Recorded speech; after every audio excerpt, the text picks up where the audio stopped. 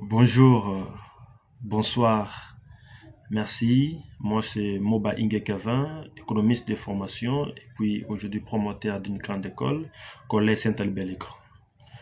Je vais essayer d'aborder un sujet très capital. Ce sujet, beaucoup de gens nous attendons. On entend parler du sujet, on entend parler, mais on ne comprend pas qu'est-ce que c'est. Mon sujet du jour, c'est la politique économique. C'est quoi une politique économique? D'abord, nous allons définir c'est quoi la politique économique. La politique économique n'est rien d'autre que l'ensemble des activités que mène un gouvernement pour influencer l'activité économique de son pays. Donc, un gouvernement qui influence les activités économiques de son pays. C'est ça la politique économique. Et cette politique économique vise des objectifs. C'est la stabilité des prix, le plein emploi, la croissance économique et l'équilibre extérieur. Ouais, ce sont ces quatre objectifs qu'on peut retrouver dans les carrés magiques de Caldor. La politique économique vise ces objectifs. Le plein emploi, donc lutter contre le chômage, la stabilité des prix, donc le taux d'échange, comment il y a l'inflation, le gouvernement doit lutter contre ça. C'est la vision, bien les objectifs de la politique économique. L'équilibre extérieur, donc comment nous importons et comment nous exportons. Vous voyez, donc un gouvernement doit veiller à ça. Et la croissance économique, vous voyez, ce sont ces objectifs que la politique économique veut atteindre. Mais ça ne se passe pas de manière brutale ou bien magique, non. On doit suivre un chemin.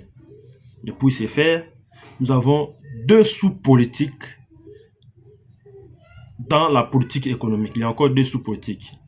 On peut citer à court terme, nous avons la politique conjoncturelle. Donc, la politique conjoncturelle et la politique structurelle. C'est la politique à long terme. Donc, nous avons la politique conjoncturelle et la politique structurelle.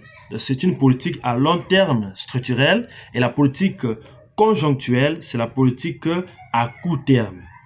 Alors, nous avons deux politiques qui nous donnent la politique économique. Maintenant, nous ne pouvons pas aborder ces deux sujets à la fois. Nous allons commencer par la politique conjoncturelle qui est la politique à court terme. Donc, quand un gouvernement prend place, qu'est-ce qu'il fait? Ce gouvernement commence d'abord à établir à établir une politique à court terme. Et ces politiques à court terme, ce sont les problèmes liés à la gestion du pays. Ce sont les problèmes liés à la gestion du pays. La politique à court terme, nous avons encore deux sous-politiques dans la politique conjoncturelle. Nous avons la politique budgétaire et la politique monétaire. Vous voyez? Nous avons la politique budgétaire et la politique monétaire. La politique budgétaire, c'est une politique menée par le gouvernement. Vous voyez? Quand je dis, vous allez me comprendre, quand je dis menée par le gouvernement, c'est-à-dire que le gouvernement utilise les impôts pour réguler la masse monétaire dans un pays. Hein? Les impôts, les taxes, vous voyez? Là, c'est purement côté gouvernement. Mais quand on parle de politique monétaire, on voit la Banque centrale. Oui, certes, la Banque centrale fait partie du gouvernement parce que nous avons le gouverneur de la banque qui est une entité du ministère des Finances, oui. Mais dans ce domaine, la Banque mondiale, la Banque centrale est indépendante, raison pour laquelle elle est dissociée un peu du gouvernement. C'est-à-dire qu'elle amène sa politique seule, sans intervention. À l'aide de ses dirigeants, la politique monétaire est menée par la Banque centrale. Mais tandis que le gouvernement utilise la politique budgétaire. Et là, nous avons deux politiques, budgétaire et monétaire. Et maintenant là, je vais essayer d'abord de vous parler de la politique monétaire qui émane de l'autorité du gouverneur de la Banque centrale. C'est quoi la politique monétaire? Comme la politique économique, la politique monétaire aussi a ses objectifs. Certes, ces objectifs ne se diffèrent pas de, ces objectifs ne se diffèrent pas de la politique économique. Ce sont presque le même. Ce sont pas presque, mais c'est le même objectif.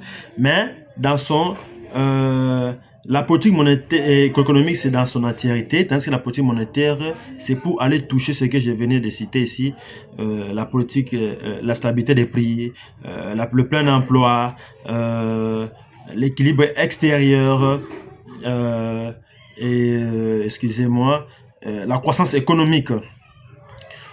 La politique monétaire, elle a ses propres objectifs.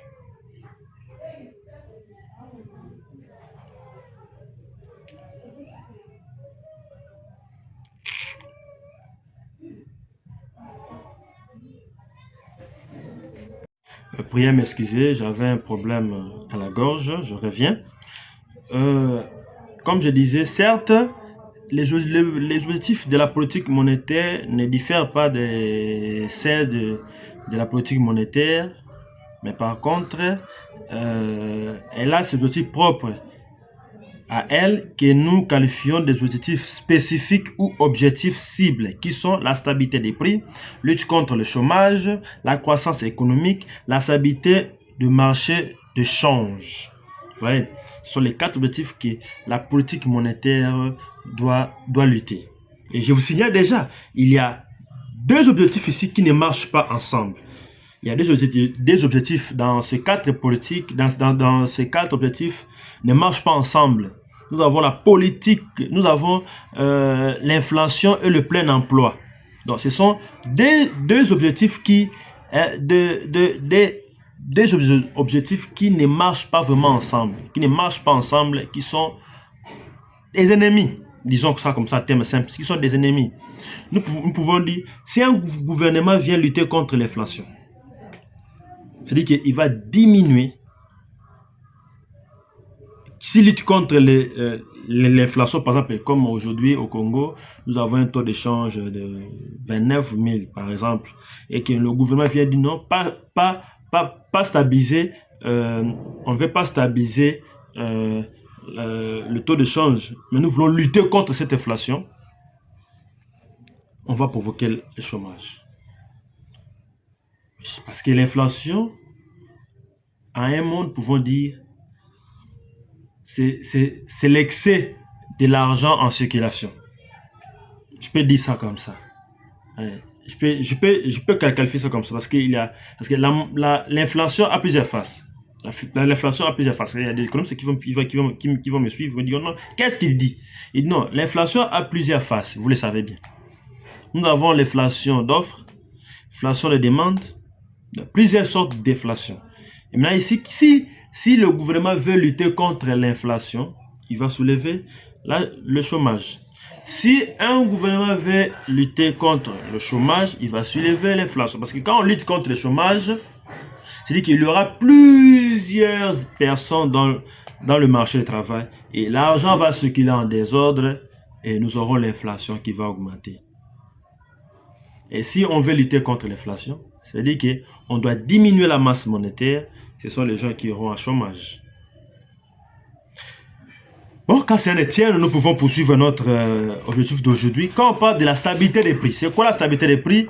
Depuis une bonne vingtaine d'années, les autorités de la politique économique sont conscientes du coût économique et social de l'inflation et accordent de plus en plus l'importance à la stabilité des prix. Celle-ci, définie par le Banque centrale comme une inflation basse et stable, est de plus en plus considérée aujourd'hui comme l'objectif prioritaire de la politique monétaire. Pour le monétaire, c'est l'objectif final. Okay. La stabilité des prix, c'est l'objectif final pour les monétaires. Les monétaires, ce sont des économistes qui se sont spécialisés en monnaie. Ouais. Donc, c'est l'objectif final. Parce que quand on stabilise le prix, déjà, nous aurons un pays qui ira déjà vers le développement.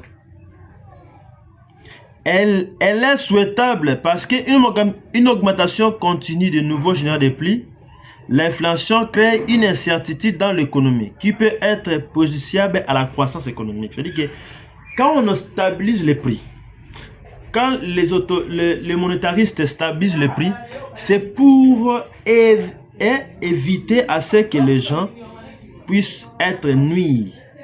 C'est-à-dire que la stabilité des prix nous donne une santé financière stable. Quand on n'arrive pas à stabiliser le prix, on n'a pas une santé financière stable. Parce qu'aujourd'hui, je peux acheter un produit à $200 ou bien à $200 équivaut à notre taux d'aujourd'hui, c'est 500 quelques mille.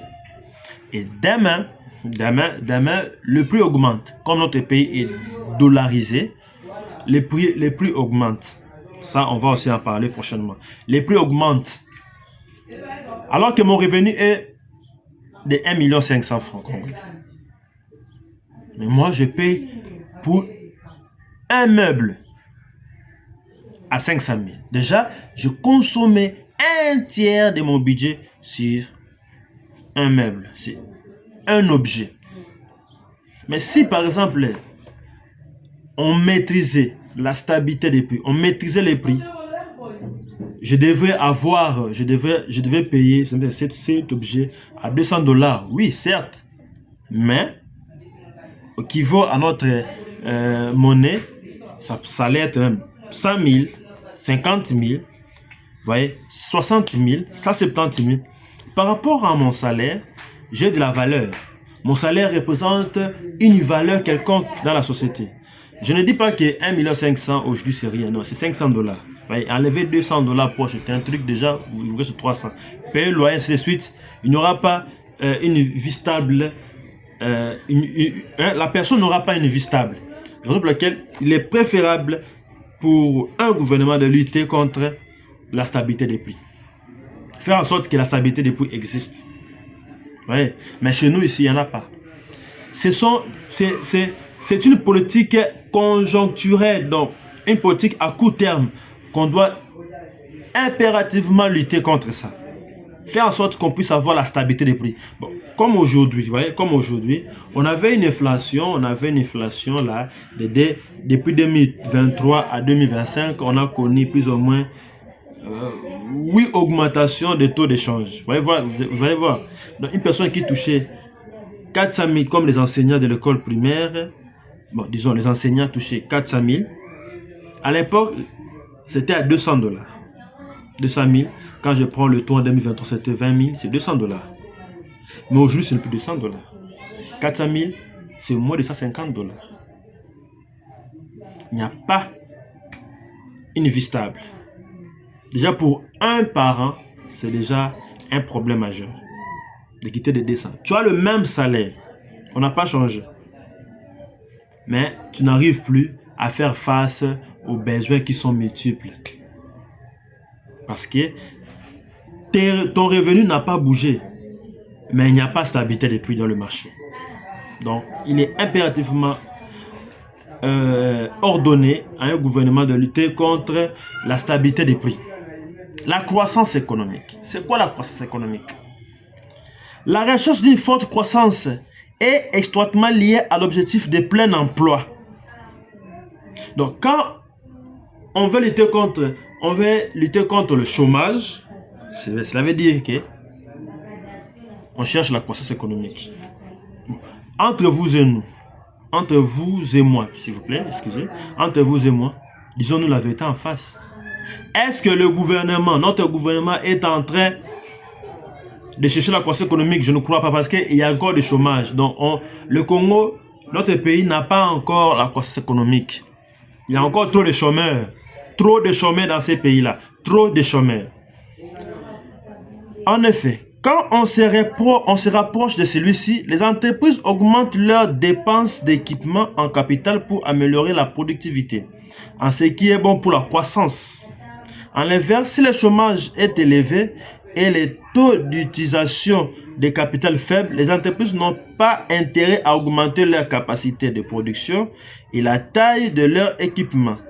Mais cela n'empêche pas la poursuite de la politique de croissance spécifique destinée à l'encouragement des investissements des entreprises ou d'épargne de ménages. Je peux même me limiter là. C'est-à-dire que quand un gouvernement veut lutter contre, quand un gouvernement veut maximiser ou bien veut connaître une croissance économique, c'est-à-dire qu'il lutte aussi contre le chômage. Parce que ça va encourager les entreprises à engager plus, à augmenter leur productivité. Mais quand il n'y a pas de croissance économique, nous allons régresser. On n'aura pas vraiment, on n'aura pas les entreprises seront découragées à engager et à augmenter leur productivité. Oui. Exemple, la croissance économique concernant le bière. Vous voyez que chaque jour, nos brasseries cherchent à en donner un nouveau modèle de bière. Vous voyez, parce qu'il y a une forte demande. Une forte demande. Et si vous remarquez bien, le brasserie engage plus. Soulignons qu'il y a trop de journaliers. C'est toujours un engagement, mais des journaliers. Pas un engagement au sens strict, mais ce sont des journaliers. Disons ça. Vous voyez? Parce qu'il y a une forte demande de bière dans la société. Mais si on demandait plus le pain, on demandait plus le maïs, on demandait plus le foufou, le gouvernement doit mettre en place ces mécanismes. Oui. Ces mécanismes. On y arrivera. Le plein emploi. La lutte contre le chômage est un objectif important pour deux raisons. Un taux de chômage élevé à l'origine de nombreux problèmes sociaux. Aujourd'hui, nous parlons de Kuluna. Aujourd'hui, on parle de Kuluna. N'oublions pas que c'est le chômage qui occasionne ça. Quand on dit un taux de chômage élevé est à l'origine de nombreux problèmes sociaux. Des ménages se retrouvent alors confrontés à de sérieuses difficultés financières. On lui attribue aussi, même si cela est controversé, une hausse de la criminalité. C'est ce que nous vivons aujourd'hui, mes chers frères et sœurs. Parce qu'il n'y a pas de travail. Il n'y a pas de travail. Et quand il n'y a pas de travail, c'est le chômage. Quand il y a chômage, il y a trop de problèmes sociaux. Criminalité, Kuluna, vol, assassinat. Donc, c'est ça la criminalité. Vous voyez? Donc, le gouvernement est obligé de lutter contre le chômage pour diminuer ces problèmes sociaux. 2. Quand le taux de chômage est élevé, l'économie a non seulement un main-d'œuvre inemployée, mais aussi des ressources, unités de production et équipements inutilisés, d'où une perte de production de PIB, un PIB plus faible, ce qui empêche la croissance. Dans le cas de la théorie keynésienne, l'objectif final est la croissance économique et le plein emploi. Pour keynésien, un gouvernement doit faire en sorte qu'il puisse avoir une croissance économique et le plein emploi. Oui, les États-Unis vivent avec l'inflation. L'inflation, on peut vivre avec s'il y a de moyens. Mais une inflation pas comme celle qu'on vit ici en RDC, non. Oui. C'est ça. Le chômage engage des problèmes sociaux. Le chômage engage les problèmes sociaux. Donc, notre gouvernement doit faire de son mieux pour lutter contre le chômage. Et la croissance économique. Doit faire tout pour avoir la croissance économique. L'équilibre extérieur, dans la stabilité de marché de change. La valeur de taux de change peut être une préoccupation majeure pour une banque centrale en raison des répercussions de ces variations sur l'économie. Une appréciation de la nationale détériore la compétitivité des secteurs exposés à la concurrence internationale, alors que sa dépression est un facteur inflationniste. Une une relative stabilité des taux de change a un autre avantage. Elle facilite la programmation par les entreprises et le ménage de leurs achats ou de leurs ventes de biens futurs dans le reste du monde. Par conséquent, le lissage de taux de change, l'élimination de ces trop fortes fluctuations est considérée comme l'objectif important des politiques monétaires. Et cette préoccupation est d'autant plus forte que l'économie est plus ouverte. L'économie, l'équilibre extérieur, à un moment, nous pouvons résumer en disant c'est l'importation et l'exportation. Quand on importe plus, notre monnaie a de la valeur. Quand on exporte plus, a de la valeur. Mais attention, pas trop. Pas trop, parce que on va encore déstabiliser l'économie. Mais au moins, l'équilibre entre l'importation et l'exportation. Quand on importe plus, comme le cas du Congo, parce que notre économie est extravertie, donc c'est-à-dire que notre économie est centrée par le reste du monde, nous allons connaître le cas d'inflation aussi. Donc l'inflation du Congo, le problème du Congo revient à ces 4 objectifs qu'on n'arrive pas à bien centraliser, à bien étudier. C'est ça le problème du Congo. Le problème du Congo, parce que le gouvernement n'arrive pas à stabiliser les prix. Et pour stabiliser les prix, il faut une économie forte. L'équilibre extérieur pour stabiliser les prix. Le plein emploi. Pour avoir le plein emploi, il faut avoir la croissance économique. Et pour avoir la croissance économique, il faut avoir des gens qui travaillent, pas des chômeurs. Et nous devons tout faire au Congo pour que ces choses-là soient respectées. Néanmoins, on ne peut pas poursuivre tous ces 4 objectifs à la fois, non. Non, là, c'est pas ça. Mais quand un président vient au pouvoir, il doit déterminer ses objectifs. Ce n'est pas verbal. Oh, j'ai fait ceci. Non, c'est par écrit. Vous dites non, moi pendant mes 5 ans de pouvoir, je vais faire en sorte que cette parcelle, les gens crient. Excusez-moi parce que nous sommes au Congo, et là où nous louons, les gens crient en désordre ici. Quand un président vient, il nomme son premier ministre, il lui donne ce objectif. Moi, je vais avoir la croissance économique. Si déjà on parle de croissance économique, on voit le plein emploi. Et là, le président doit s'attendre à une inflation. Oui. Mais comme le cas de notre pays, le nouveau président qui viendra en 2028, s'il vous plaît, il va faire en sorte pour lutter contre l'inflation. Stabilité des prix, c'est l'inflation. Et quand il viendra lutter, on doit s'attendre à ce qu'il y ait encore des chômeurs. Pas tous, mais une grande majorité de la population sera encore chômeur. Ah oui, c'est ça. C'est ça l'économie. Donc, on n'a pas d'autre chose à faire. Bon, aujourd'hui, on va s'arrêter là. Je ne suis pas parfait, je ne suis pas savant, je suis un simple humain qui a des défauts. Là où je n'ai pas bien expliqué, mes amis économistes, vous allez me recadrer d'une manière gentille pour qu'on puisse